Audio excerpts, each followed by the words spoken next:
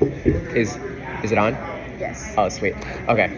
Hi, my name is Ryan Woods. I'm a shift lead and mod here at Burger Bud's Maple Valley, a offset of Cascadia Pizza, northwest, of course.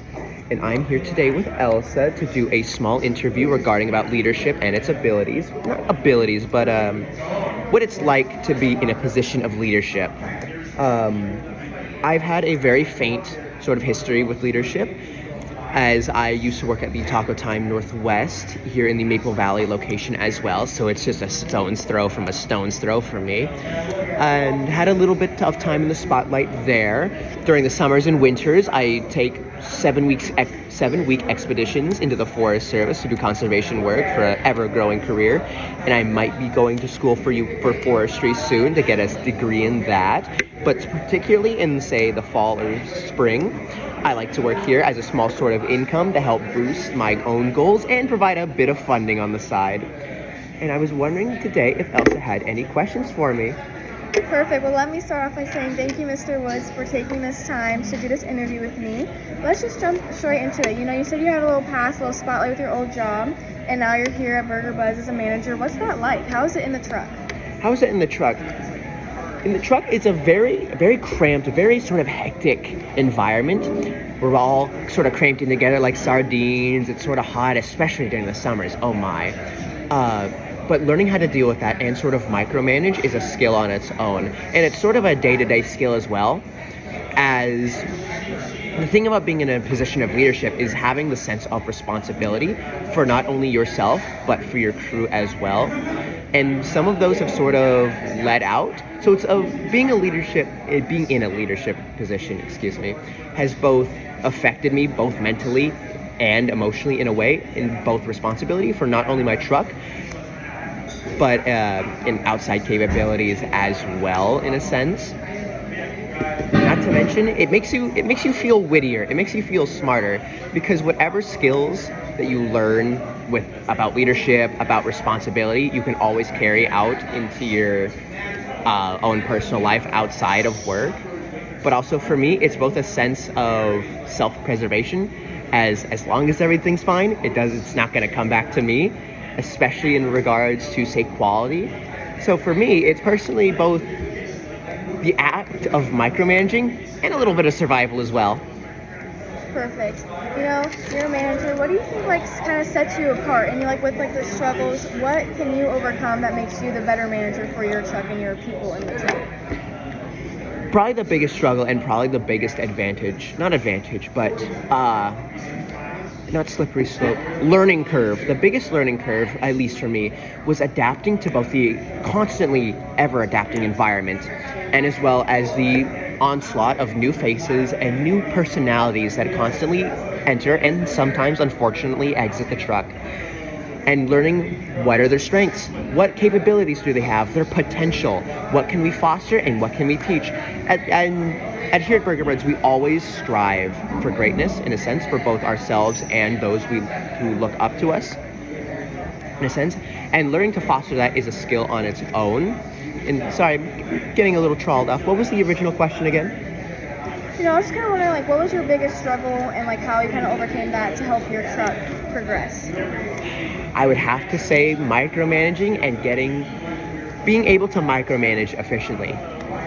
There's a list of things that need to be done every night, every day, and you are only given so many hands not hands, but so many bodies in a truck. You need to both calculate who's good at what, who can manage this at what, and who can you send off in support to chip away at the end list. It's a big progression bar, at least that's how I see it, and I sort of treat it like a game sometimes, a game with a means to an end. And all that matters really is the completion of that list. But it's also micromanaging your quality of food, quality of product, and your service times as well, and the customer service. So to me, it's just a lot of lists and a lot of micromanaging.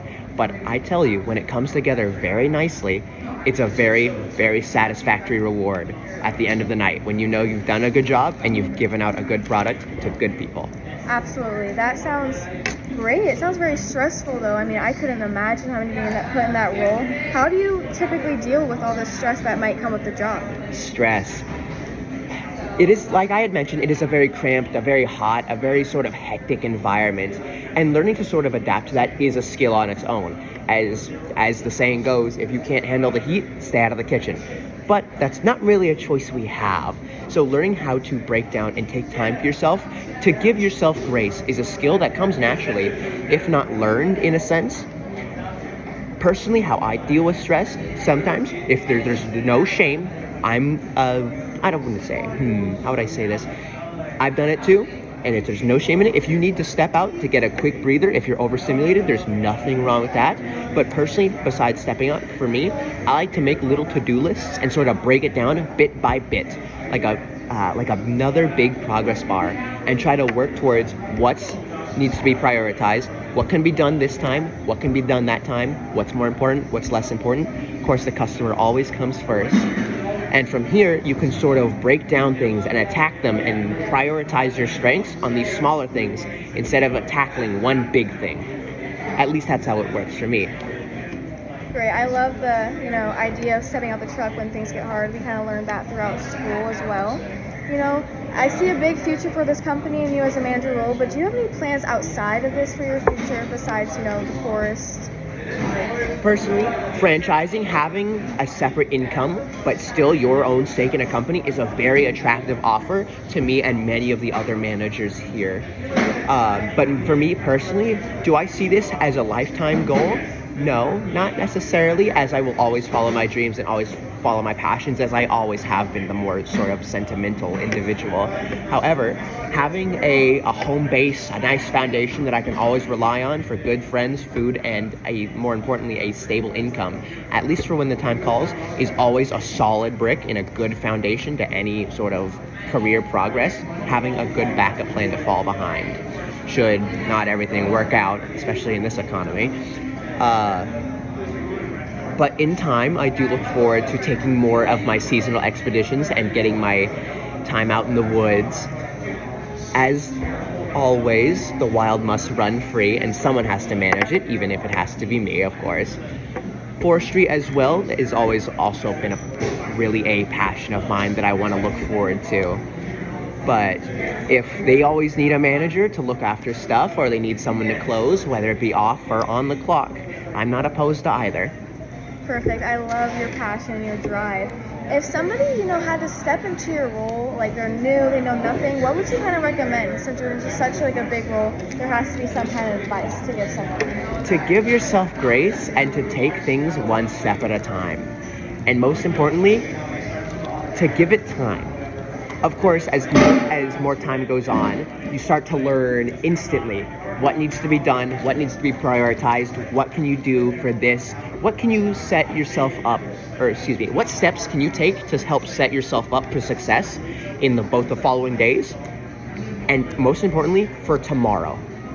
Because if you can do that, you can start a healthy momentum and a chain that makes each day easier than the last. If you're constantly helping yourself, but more importantly, helping those around you to help them succeed. Because with a good morale and a plentiful crew, you can get a lot done, especially in regards to both quality of product and customer service, and all in record time as well. Great. This sounds lovely. Your job sounds great. The environment sounds great. Sounds like you got some good plans. Let's just kind of top it off with, what's more of your favorite aspect of your job of being a manager? What's different about it? What's your favorite part of just this role? Of course, it's a very good game of high risk, high reward. The high risk being it's all the responsibilities.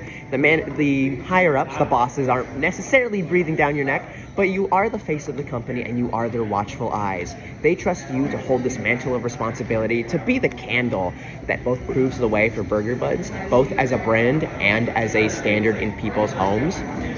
And that is a bit of a heavy weight and a very big stick you get to carry. But when it comes off, probably some of my most memorable moments are the nights that spur from June, July, and August, where everything is hot, heavy, and everything kind of just sucks. But being able to pull off a successful night, ranking in the the thousands of dollars, our record being 9,600, I believe, and feeling the exhaustion, the night sweat on your skin. It's a very rewarding feeling. The feeling of accomplishment and the feeling that the owners are proud of you, specifically, for being able to lead a crew to success. Of course, there will be mishaps here, missed sauces, burgers that have to be rethrown. But likewise, probably my favorite moment for me, at least with this company, is the feeling of reward for not surviving, but for prospering during another night of good burgers and busy business. Beautiful. I absolutely love that. I know you got to get back to the truck, and I'm really appreciative that you got to take your time to step out. Is there any last words that you want to, give anybody before we set off? Let me think. But I'll tell you this, as a final note, it ain't right if it ain't Bud's way. Perfect. Love it. Thank you.